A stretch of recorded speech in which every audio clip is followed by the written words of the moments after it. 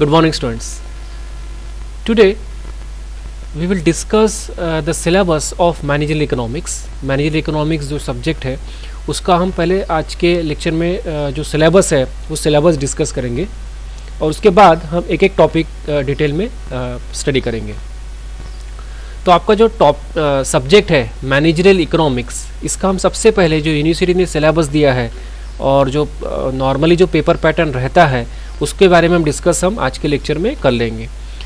तो जो managerial economics जो सब्जेक्ट है उसमें जो टोटल सिलेबस है वो 4 यूनिट्स में डिवाइडेड है, यूनिट 1, 2, 3 एंड 4। और हर यूनिट में हमको पर्टिकुलर एक टॉपिक को डिटेल में स्टडी करना है। जैसे यूनिट नंबर 1 में बेसिक जो मैनेजरियल इकोनॉमिक्स है इसकी हमको मीनिंग देखना है कि मैनेजरियल इकोनॉमिक्स होता क्या है, उसका स्कोप क्या है, उसका इम्पोर्टेंस क्या है। साथ में ही माइक्रो और मैक्रो इकोनॉमिक्स इसको भी हमको डिटेल में स्टडी करना है। साथ में ही जो मैनेजरियल इकोनॉमिस्ट होते हैं उसकी रोल और रिस्पॉन्सिबिलिटीज़ क्या है, ऐसे बेसिक हमारे मुद्दे टॉपिक्स हमको यूनिट नंबर 1 में डिस्कस करना है। और हर यूनिट जो है ये 20 मार्क्स का उसका वेटेज रहेगा। ऐसे आपका जो यूनिवर्सिटी का पेपर है वो 80 मार्क्स का आएगा। और इस हर जो सब्जेक्ट्स है आपको पता है कि 4 यूनिट्स में डिवाइडेड है। वैसे इकोनॉमिक्स भी, मैनेजरियल इकोनॉमिक्स भी टोटल सिलेबस 4 यूनिट्स में डिवाइडेड है। टोटल 80 मार्क्स का पेपर आएगा, मतलब हर यूनिट का जो वेटेज है वो इक्वल रहेगा 20 मार्क्स का। तो यूनिट नंबर 1 आपको रहेगा मैनेजरियल इकोनॉमिक्स के बारे में हमको डिस्कस करना है। मैनेजरियल इकोनॉमिक्स को ही बिजनेस इकोनॉमिक्स भी कहते हैं। तो हमेशा ध्यान में रखना कि जब भी हम डिस्कस करेंगे तो मैनेजरियल इकोनॉमिक्स को ही हम बिजनेस इकोनॉमिक्स भी कहते हैं। तो डिटेल में हमको मैनेजरियल इकोनॉमिक्स के बारे में स्टडी करना है यूनिट नंबर 1 में। यूनिट नंबर 2 में हमको देखना है डिमांड एनालिसिस। डिमांड एनालिसिस में पर्टिकुलर डिमांड का मतलब क्या है, डिमांड के टाइप्स क्या है, कौन कौन से फैक्टर्स जो है वो डिमांड को अफेक्ट करते हैं। इलास्टिसिटी ऑफ डिमांड, मतलब डिमांड बढ़ती कम होती है तो उसका जो एक रिस्पॉन्सिवनेस जो होती है, सेंसिटिविटी जो रहती है डिमांड की, उसी को कहते हैं इलास्टिसिटी ऑफ डिमांड। तो उसको हमको डिटेल में स्टडी करना है। साथ में डिमांड फोरकास्टिंग देखना है और डिमांड के बारे में और भी हमको इसमें डिटेल में स्टडी करना है। तो इसका भी जो वेटेज रहेगा वो 20 मार्क्स का रहता है। यूनिट नंबर 3 जो है this is regarding production. Production के बारे में हमको देखना है कि प्रोडक्शन की मीनिंग क्या है, उसके बाद में फीचर्स क्या है, लॉ ऑफ वेरिएबल प्रोपोर्शन, उसके बाद में कॉस्ट एनालिसिस का हमको डिटेल में देखना है। अलग अलग प्रकार के कॉस्ट कौन से होते हैं, शॉर्ट रन, लॉन्ग रन, ऐसे अलग अलग प्रकार के कॉस्ट को हमको डिटेल में स्टडी करना है। साथ में हमको रेवेन्यू के भी टॉपिक्स जो है वो डिस्कस करना है। तो ये हो गया यूनिट नंबर 3 का प्रोडक्शन के बारे में। तो ये भी इसका वेटेज रहेगा 20 मार्क्स का। यूनिट नंबर 4 जो लास्ट यूनिट है उसमें हमको मार्केट स्ट्रक्चर के बारे में स्टडी करना है। जैसे आपने 12th स्टैंडर्ड से सुनते आए हैं कि perfect competition, monopoly, monopolistic competition, oligopoly, ये सब प्रकार की जो मार्केट है उसकी मीनिंग, उसके फीचर्स देखना है। उसके बाद में उसके जो प्राइसिंग होती है इस प्रकार के मार्केट में वो भी हमको स्टडी करना है।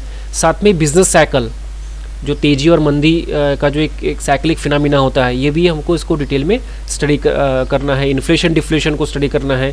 अलग अलग जो प्रकार होते हैं इन्फ्लेशन डिफ्लेशन के, उसके बारे में भी हमको स्टडी करना है कि उसके इफ़ेक्ट्स कैसे होते हैं अलग अलग। तो आपने सिलेबस देखने के बाद आपको ध्यान में आया होगा कि ऑलमोस्ट इसके जो जितने भी हमने यूनिट्स अभी हमने पढ़े वो आपका ग्रेजुएशन लेवल में हम पढ़ चुके हैं। तो उसी को हमको थोड़ा सा और अच्छे से डिटेल में स्टडी करना है कि बहुत सारे यहाँ पर टॉपिक्स आपके ऑलरेडी आप समझ चुके हैं। जैसे ये मैनेजरियल इकोनॉमिक्स आपने बीकॉम फर्स्ट ईयर में बिजनेस इकोनॉमिक्स के नाम से पढ़ा होगा, या डिमांड एनालिसिस भी आपने फर्स्ट ईयर में पढ़ा होगा, प्रोडक्शन भी आपने फर्स्ट सेकंड सेम में क्लियर किया होगा आपने। ये जो टॉपिक है बिजनेस साइकिल का वो आपने मॉनेटरी इकोनॉमिक्स से पढ़ा होगा। मार्केट स्ट्रक्चर भी आपने जो फर्स्ट ईयर के जो सिलेबस है फर्स्ट सेम सेकंड सेम उसमें आपने स्टडी किया होगा। सो ऑलमोस्ट आपको एक पूरी रफ आइडिया है ये अलग अलग टॉपिक्स के बारे में। तो आपको एक गोल्डन अपॉर्चुनिटी है कि इन सभी टॉपिक को हम अच्छे से और पढ़ सकते हैं और अच्छे से हम इसको एग्ज़ाम पॉइंट ऑफ व्यू अच्छे से स्कोर कर सकते हैं। अब रिगार्डिंग पेपर पैटर्न देख लेते हैं कि नॉर्मली अगर डिस्क्रिप्टिव पैटर्न में एग्जामिनेशन होती है तो जो पेपर पैटर्न होता है यूनिवर्सिटी का थ्योरी मतलब राइटिंग, इसमें 80 मार्क का जो पेपर होता है वो नॉर्मली हमारा ऐसा होता है कि क्वेश्चन नंबर 1 में 3 क्वेश्चन आएंगे, ए बी 8-8 मार्क के रहेंगे, 8 मार्क्स, और 16 मार्क्स का एक लॉन्ग क्वेश्चन आपको सॉल्व करना है। This will be from unit number 1। तो जो पहला क्वेश्चन आएगा it will be from unit number 1। Unit number 2 से क्वेश्चन नंबर 2 आएगा, उसमें भी 3 क्वेश्चन रहेंगे, ए बी 8 मार्क और 16 मार्क्स का एक लॉन्ग, ये आएगा यूनिट नंबर 2 से। वैसे क्वेश्चन नंबर 3 जो आएगा this is from unit number 3। Unit number 3 से ये पूछा जाएगा, इसमें भी आपको 3 क्वेश्चन रहेंगे, ए बी 8 मार्क और 16 मार्क का एक लॉन्ग का। वैसे क्वेश्चन नंबर 4 ये आएगा यूनिट नंबर 4 से। ये भी सेम पैटर्न जो 1 से लेकर 3 तक हमने पैटर्न देखा ए बी और सी, वैसे ही क्वेश्चन नंबर 4 भी रहेगा। जो क्वेश्चन नंबर 5 है वो short answer short notes type में रहेगा और इसमें ये कंपल्सरी है, इसको कोई चॉइस नहीं है। तो क्वेश्चन नंबर 5 में ए बी सी डी ऐसे 4 चॉइसेस आपको दिए जाएंगे, तो ये आपको सॉल्व करना है और इसमें आपको कोई चॉइसेस नहीं है।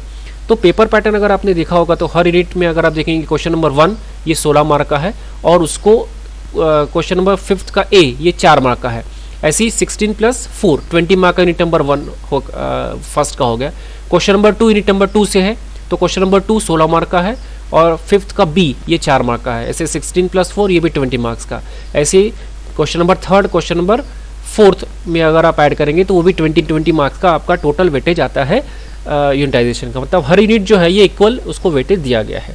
दिस इज ये जो पेपर पैटर्न है ये डिस्क्रिप्टिव है। अगर एग्जामिनेशन नॉर्मल इसमें होती है, ऑफलाइन में राइटिंग पैटर्न में अगर होती है तो इस प्रकार के पैटर्न आएंगे।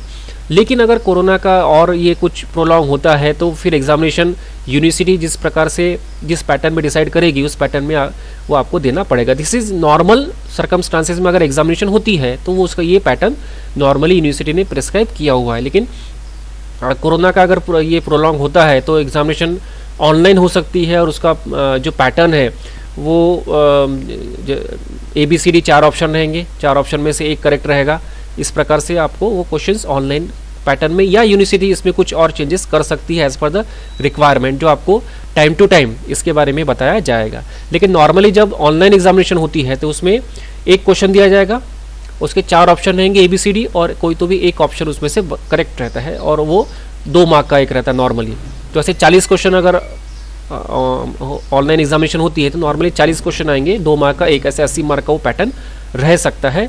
इसमें यूनिवर्सिटी चेंजेस कर सकती है, तो जब भी वो आएगा तो आपको ज़रूर उसके बारे में हम कम्युनिकेट करेंगे।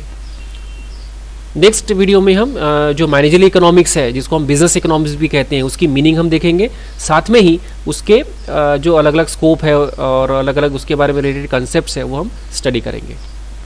तो नेक्स्ट वीडियो में हम देखेंगे कि जो बिजनेस इकोनॉमिक्स है या मैनेजरियल इकोनॉमिक्स है इसकी मीनिंग क्या है, इसका स्कोप क्या है और उससे रिलेटेड टॉपिक हम डिस्कस करेंगे।